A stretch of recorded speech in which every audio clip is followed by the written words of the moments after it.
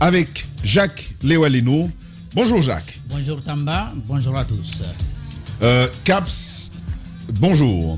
Bonjour Tamba, bonjour à tous.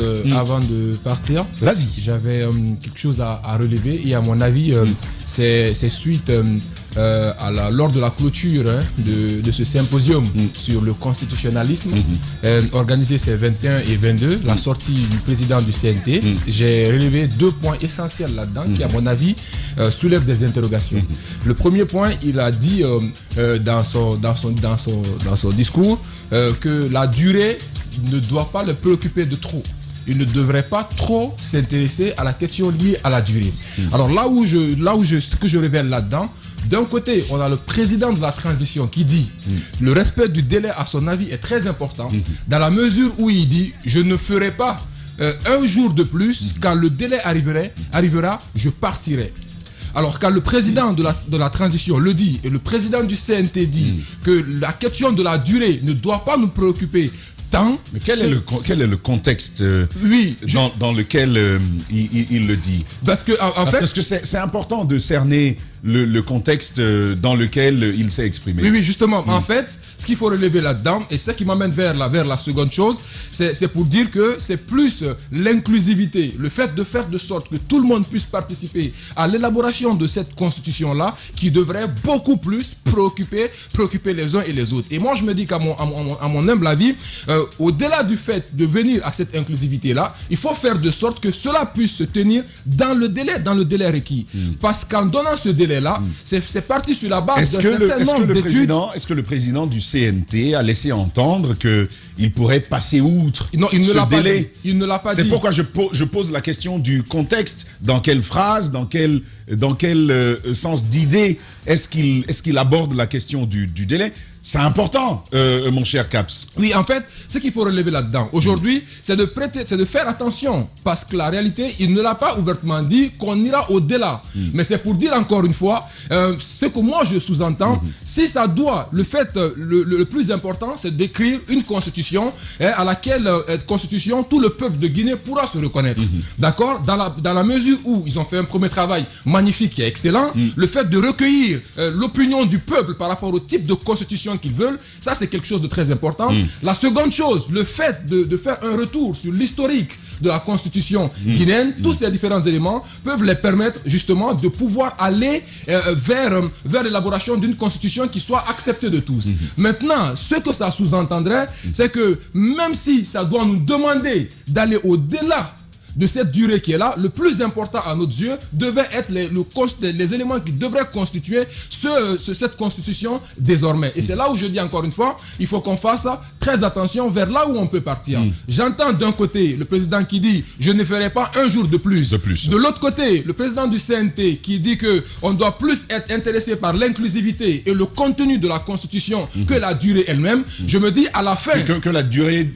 l'élaboration de la Constitution. Oui, exactement. Que la durée de l'élaboration justement de cette Constitution-là. Alors je me dis derrière que l'un dans l'autre, il faut qu'on fasse très attention pour ne pas qu'avec tout ce qui se dessine là, que nous partons vers un glissement. Ce que je suis en train de dire ce matin, c'est pour alerter. Si on ne prend pas garde, on est tout droit en train d'aller vers un glissement et les choses aujourd'hui se dessinent dans ce sens-là. J'ai envie. Moi, vas-y, Jacques. J'ai bien entendu Caps. Vous savez, on a commenté largement ici la sortie du président lorsqu'il a dit 24 mois, non, c'est 24 mois, c'est bien cela. Oui. Un jour de plus, il ne passera pas au palais. Mais lorsqu'on a mis les choses sur la table, on s'est bien rendu compte que ce n'est pas possible, sauf s'il décide de laisser la transition et puis partir comme il l'a dit et pour que d'autres personnes puissent continuer. Parce qu'il y a des réalités en face. Sauf si on décide aujourd'hui de compresser les délais. Pour dire, bon, ce qui devrait aller sur 24 mois, on va le ramener à 20 mois ou à un peu moins. Ou ce qui devrait aller à 10 mois, on le ramène à 5 mois. Parce qu'il y a un retard qui est accusé. Mais Jacques, avant le retard... Et puis l'autre... Non, le retard mis de côté, c'est en y réfléchissant que je découvre en fait que si rien n'est fait, tout est parti pour aller au-delà des 2 années, même sans retard. Mais c'est ce que sans retard. Et je reviens sur le cas, donc sur la communication de Dansa. Je ne l'ai pas écouté, mais j'ai bien compris que Kabs l'a très bien écouté, donc il fait bien de relever cela ce matin ici. Moi, j'entends un discours réaliste.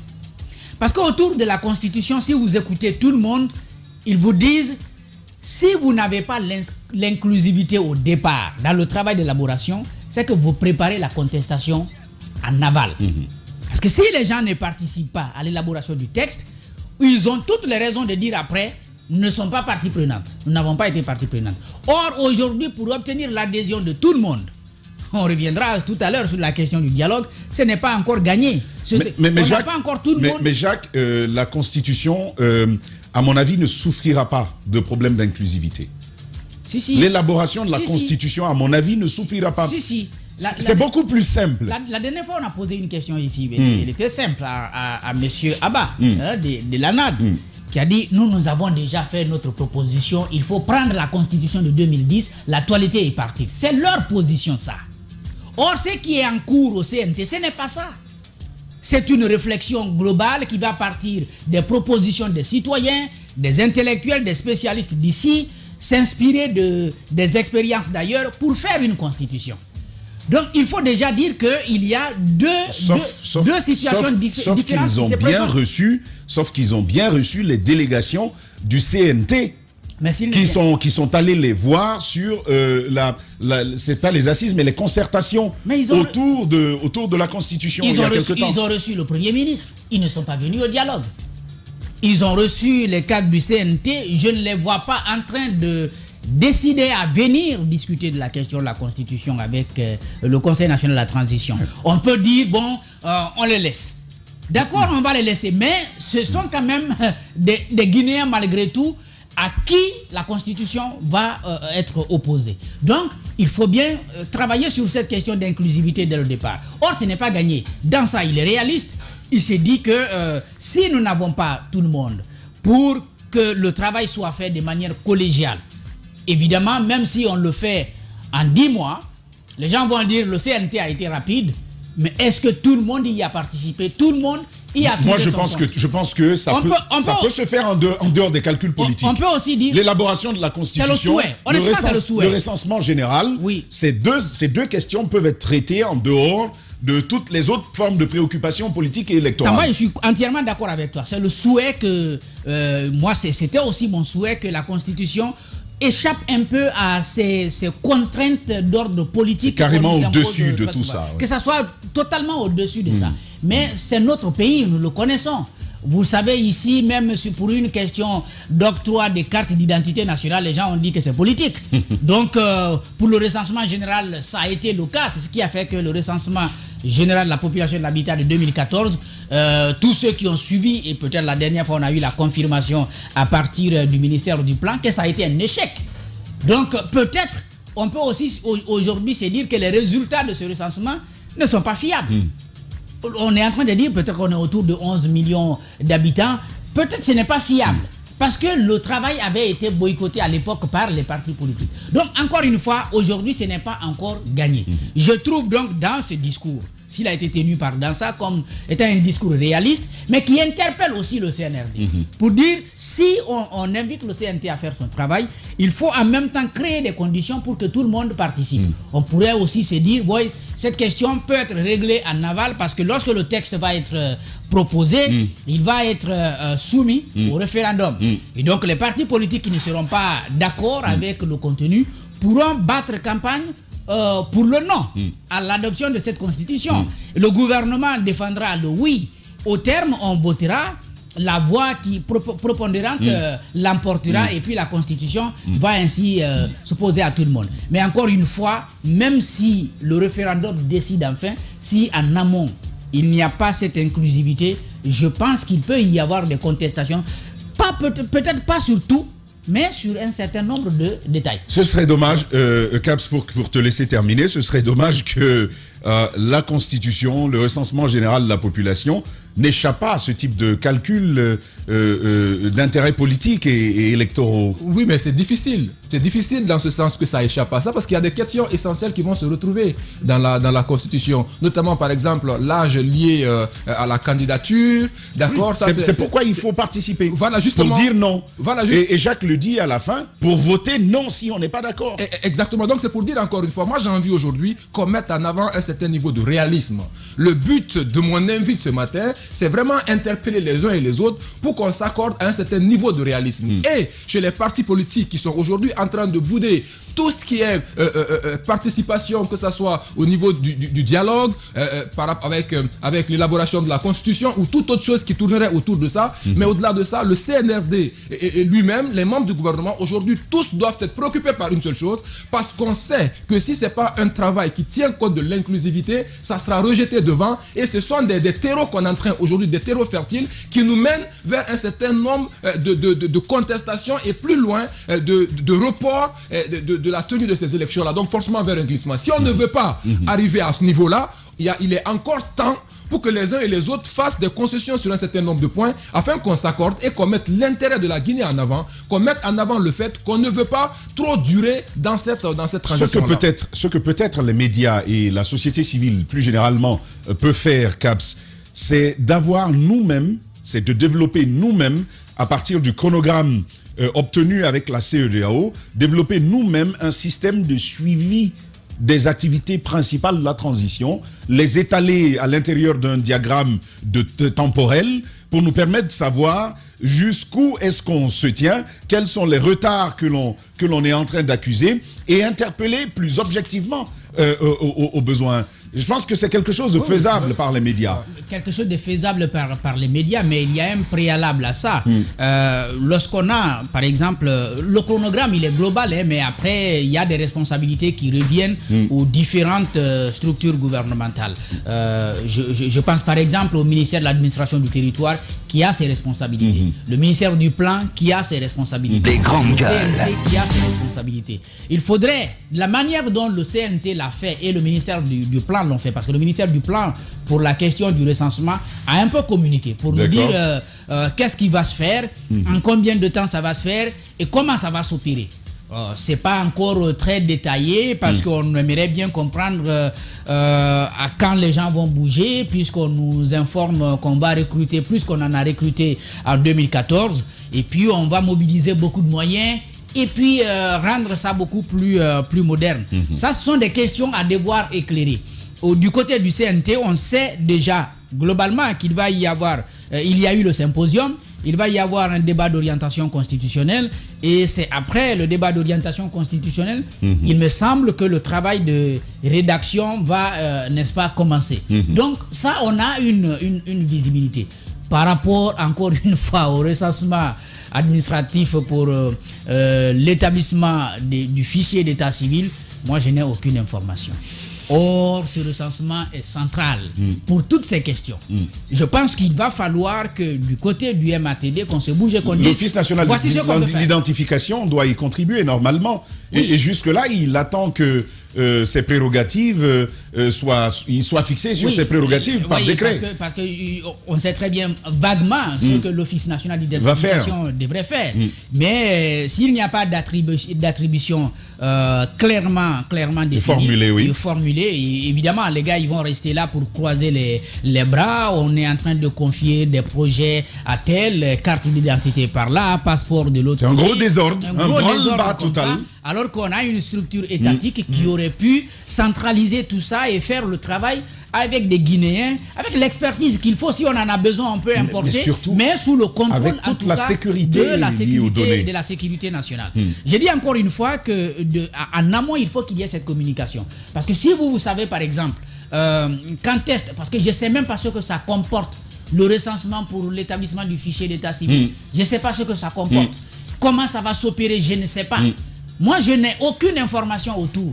Est-ce qu'on va appeler les citoyens à se présenter devant les établissements d'état civil des communes pour décliner leur identité, ou alors on va partir sur la base du processus de délivrance des pièces d'identité pour savoir qui sont guinéens, qui ne le sont pas. Mais il y a en même temps les enfants, etc. etc. Je ne sais pas comment ça va s'opérer. Et pourquoi on se tait du côté du MATD. Je crois que ça, c'est central. Parce que si on sait, comme ça, facilement, on peut évaluer. Aujourd'hui, on peut évaluer un peu ce que le CNT est censé faire. Non, mais Jacques, je vais vous dire, c'est bien possible. Ça va être une contrainte pour eux de savoir que nous avons un chronogramme. Et le chronogramme, vous savez, il y a de grosses activités avec des dates. Il nous appartiendra tout au moins sur ces périodes-là de voir comment est-ce que les choses évoluent. Et à ce moment, je pense qu'ils seront contraints de communiquer sur ce qu'ils font. Évidemment, ils sont contraints de communiquer. Je crois qu'il va falloir qu'on revienne même sur ce calendrier de 24 mois pour qu'on dise telle activité doit prendre en effet de temps. D'où la proposition, d'où la pertinence de la proposition que Tamba faisait tout de suite. Ça revient donc aux médias et à la société civile de s'intéresser beaucoup plus à ce chronogramme-là pour eux-mêmes se constituer un non-comité qui va suivre le déroulement de ces activités. Ce serait un comité citoyen, tout simplement. Justement. En fait, Jacques, si les principaux acteurs le faisaient, ce serait plus simple. Ils nous auraient dit, par rapport à telle activité, voici le temps, comme le recensement général de la population, finalement, on y est parvenu. Si tous les autres le faisaient, nous, on n'avait qu'à prendre ça et à suivre. Mais il n'y a rien. On est certainement obligé de créer nous-mêmes nos outils de suivi. Mohamed Mara. Bonjour. Bonjour. Je n'ai pas grand-chose à dire. Dans cette histoire, je m'aimerais bien quand même que vous situiez le discours du président du CNT dans son contexte. C'était quand même à un symposium qui portait sur la vie constitutionnelle de notre pays. Alors, je pense que ce qui leur incombe à eux, c'est d'abord d'élaborer, de suivre le processus d'élaboration et d'adoption de cette constitution. Ensuite, c'est le processus quand même d'élaboration et d'adoption des différents textes organiques et législatifs. C'est cela, ce qui leur incombe. Donc, mais les autres sujets liés au recensement, liés aux élections et autres, c'est pas... Dans le micro, s'il te plaît. Voilà, les autres textes, les autres thématiques relèvent plus du MATD que du CNT. Donc moi, je veux quand même qu'on reste... je veux rester dans ce contexte-là. Pour moi, il y avait quand même un véritable intérêt à ce symposium qui s'est penché sur la vie même des différentes constitutions guinéennes. Nous en avons adopté plusieurs. Pourquoi nos constitutions, d'abord nous en avons autant, pourquoi elles ne durent pas dans le temps, pourquoi on les change tout le temps et quelles sont les lacunes des unes et des autres, parce qu'il faut en tirer énormément de leçons. Il faut voir ces constitutions par rapport à l'évolution de notre société sur bien des pans de la vie nationale. On remarque parfois que les Guinéens sont en avance carrément sur leurs textes. Alors il faudrait qu'il y ait une véritable veille législative sur la vie des textes dans notre pays.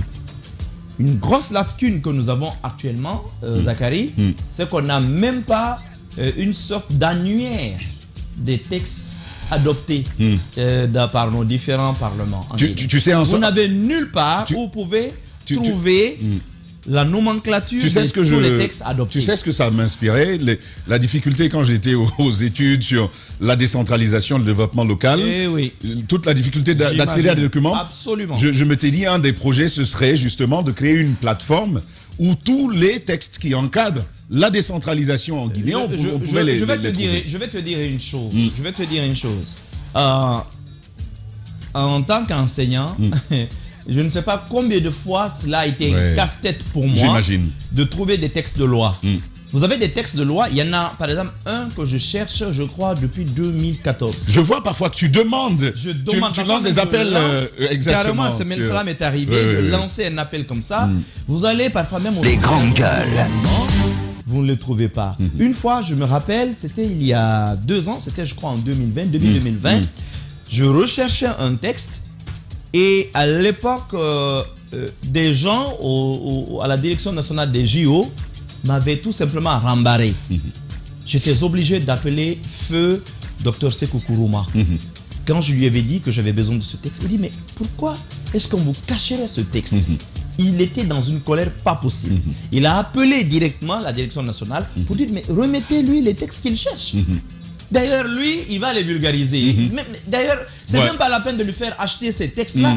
Donnez-les lui. Et Dr Sekourouma, bizarrement que je n'avais jamais rencontré de ma vie, malheureusement jusqu'à son décès, Dr Sekourouma a acheté de sa poche 2 exemplaires du texte que je voulais. Il m'a mis en contact à l'époque avec le directeur national des JO. D'accord. J'avais besoin d'un autre texte que le monsieur m'avait gracieusement mis à disposition. Et ça, je leur serai toujours reconnaissant pour cela. Mais figurez-vous qu'il y avait un texte que je recherchais et peut-être que mon homonyme, monsieur Mohamed Kamara, docteur Mohamed Kamara au ministère des Affaires étrangères, s'il m'écoute, il se souviendra de quel texte je parle. Il y a un texte qui avait été adopté, je crois en 98, qui portait sur les avantages accordés aux anciens chefs d'État en Guinée. Zachary, depuis 2014, je le cherche. Introuvable. Mon homonyme était parvenu à trouver mais des bouts de ce texte. Des bribes du texte. Mais on n'a pas eu le texte sur M. Alpha Condé. Je n'ai jamais compris pourquoi on nous a refusé, mais je vous dis que j'ai cherché vraiment ces textes-là. On ne l'a pas trouvé. Il y en a d'autres comme cela. Mais un gros travail aujourd'hui consisterait pour le ministère de la Justice, aller sur le site officiel du ministère de la Justice, aller dans l'onglet documentation. Vous n'y avez rien. Vous n'y avez rien. Et ça, c'est dommage.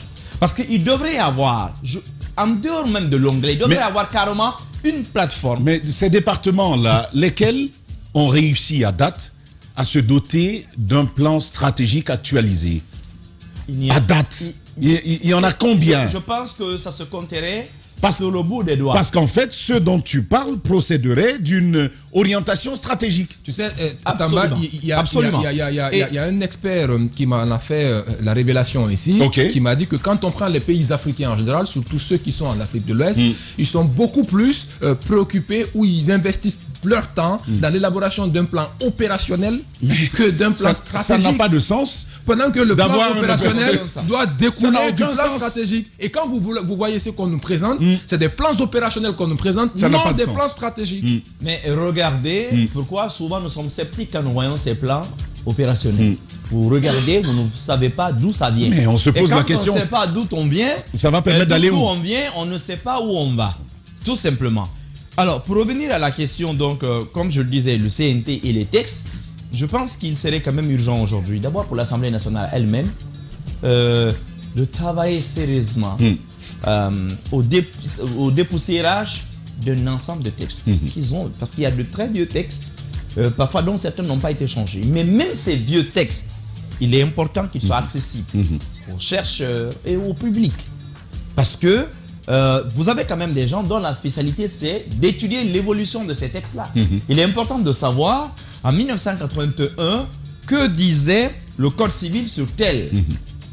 Avec l'évolution à partir de 96-98, qu'est-ce qu'on a, et 2016, qu'est-ce qu'on a. C'est important de voir l'évolution des textes. Aujourd'hui, quand vous recherchez un document sur la France, un texte, vous le trouvez. Et il y a une seule plateforme et chaque département a son site référencé. Exactement. Ce qui fait que quand vous cherchez un lien, ça vous redirige le lien sur le site du département, mais il vous renvoie toujours là où on trouve cela. Ici, il y a quelques juristes qui s'en sont quand même lancés. Il faut avoir l'honnêteté de le reconnaître. Je pense à M. Ali. Nous avons une plateforme de droit là. Je l'ai découverte. Lexi Guinée, quelque chose comme ça, je vais le voir tout à l'heure. Il y a, c'est M. Alioune Dramé de la Cour suprême, qui est d'ailleurs un excellent auteur. Alors là, je pense que sur le plan juridique, je ne sais pas s'il y a quelqu'un qui a produit plus ou qui produit plus que lui sur ce terrain. Mais je crois savoir ces derniers temps qu'il y a un de ses fils qui reprend le site. Il serait important, peut-être qu'ils en fassent un vrai projet pour aller à la recherche de financement, parce que ça coûte cher. Ce type de travail. En effet. Et parce que lui, pendant des années, c'est sur ce site, généralement, que nous trouvions des textes. Mais il n'y a pas de mise à jour. Et vous savez, il y a eu quand même un gros abattage depuis 2014-2015. Beaucoup de textes ont changé. Et les nouveaux textes, croyez-moi, c'est difficile d'y avoir accès. Sur la page du gouvernement, il y a un certain nombre de textes disponibles sur la page du gouvernement. Mais là également, il n'y a pas de mise à jour. Or, rien que par secteur, vous en avez plusieurs. Vous avez Maître Jokame également, qui a son site, je crois, Jokame Abba ou Avocat Jokame, c'est quelque chose comme ça. Lui aussi, il avait commencé ce travail, mais comme je vous le dis, c'est assez sommaire.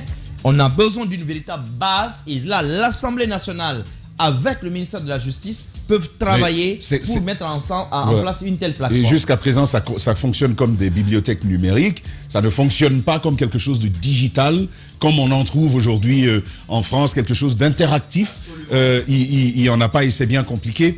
On va donc marquer cette virgule et derrière, on continue et on pose la question du dialogue guinéen. Le Premier ministre lance une nouvelle main tendue. Va-t-elle être prise? Va-t-elle être attrapée, comme on dit? C'est tout à l'heure.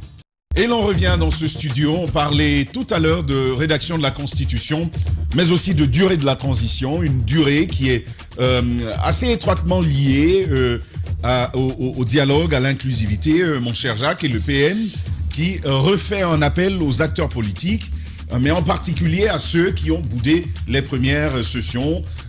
Il les y attend, il espère justement que les acteurs boudeurs puissent reprendre place à la table du dialogue. Quelle chance!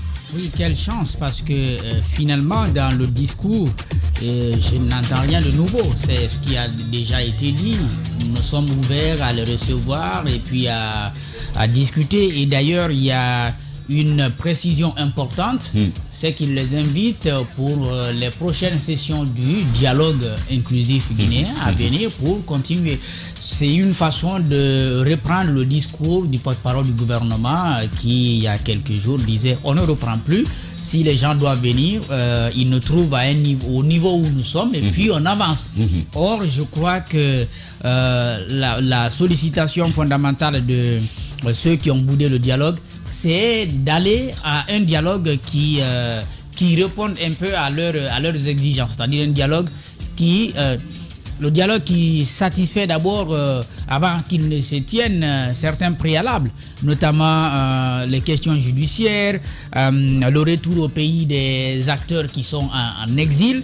Donc, encore une fois, pour arriver à à réussir ce dialogue, il va falloir forcément passer d'abord par la satisfaction de ces préalables. Est-ce que le Premier ministre, en disant « j'étends encore la main », est-il dans l'optique de répondre favorablement à ces revendications qui avaient été formulées à l'époque? On avait entendu sa réponse à travers un discours où il disait toutes ces questions peuvent être débattues autour de la table. Sauf que malheureusement, les gens ne sont pas venus autour de la table, ce qui reste, si vous voulez, un problème entier pour l'instant pour les avoir encore autour de la table. Je n'ai rien entendu de nouveau, en tout cas dans ces discours d'hier, puisque je n'ai pas entendu, par exemple, oui, nous allons satisfaire vos préalables, ensuite vous allez venir, même si la question des préalables, la question des préalables, les avis sont divergents.